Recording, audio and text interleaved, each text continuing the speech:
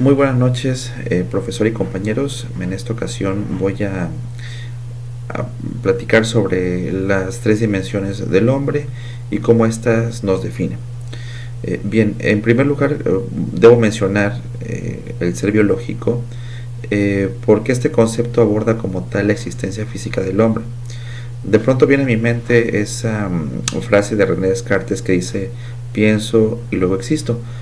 Yo creo que en la humanidad, o desde mi punto de vista, creo que un ser humano no puede pensar si primero no existe. Por lo tanto, el ser biológico es el que define al hombre de manera física como tal. Es decir, no existir el ser biológico es decir que no existe, no existiría o no permitiría que el ser humano existiera. Cuando el ser humano nace, el gen biológico es el que le ayuda de alguna manera a la supervivencia a través de instintos básicos como llorar, pedir comida, dormir para descansar, etcétera. Conforme va pasando el tiempo, esta experiencia, o el hombre va adquiriendo experiencia de tal manera que su mente se vaya de alguna manera llenando de conocimiento, formando, ¿no? Y adquiere cierto grado de madurez que de alguna manera define con el tiempo su ser psicológico, ¿no? Una vez que el hombre está un poco más definido en su ser psicológico, es decir, cuando el ser humano ya tiene más conocimiento, más raciocinio, más capacidad de pensar por sí mismo, es ahí en donde la convivencia con otros seres humanos le permite establecer esa otra parte que es el ser social.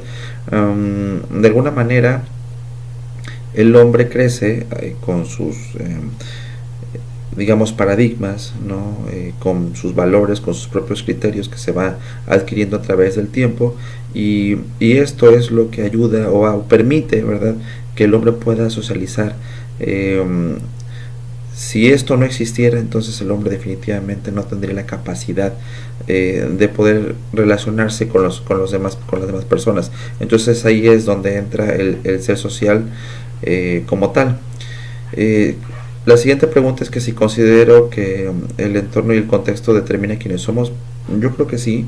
De alguna manera el ser humano durante todo su camino está lleno de circunstancias, de problemas, de situaciones que lo rodean, ¿no?, para bien o para mal, y de alguna manera esto le va forjando el carácter, ¿no? Entonces, esas situaciones, esas circunstancias lo van formando de tal manera que con el tiempo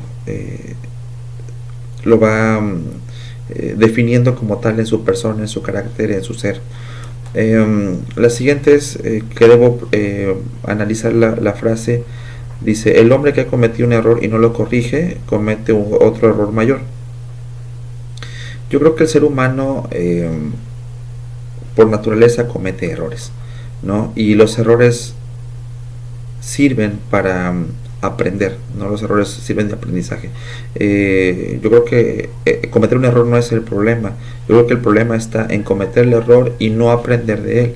Es decir, cometer el error y que sigamos cometiendo el mismo error sin poder superarlo. Esto yo creo que no permitiría el progreso del ser humano como tal, y ahí sería algo bastante estúpido, por decirlo de cierta manera. Eh, ¿Qué ha sido lo más difícil de esta unidad? Híjole, eh, igual siguen siendo los conceptos son bastante subjetivos. Me gustan mucho estos temas.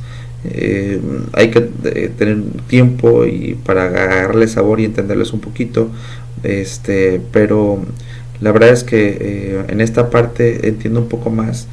Me ha servido para entender un poco más cómo funciona el hombre desde su esencia, ¿no?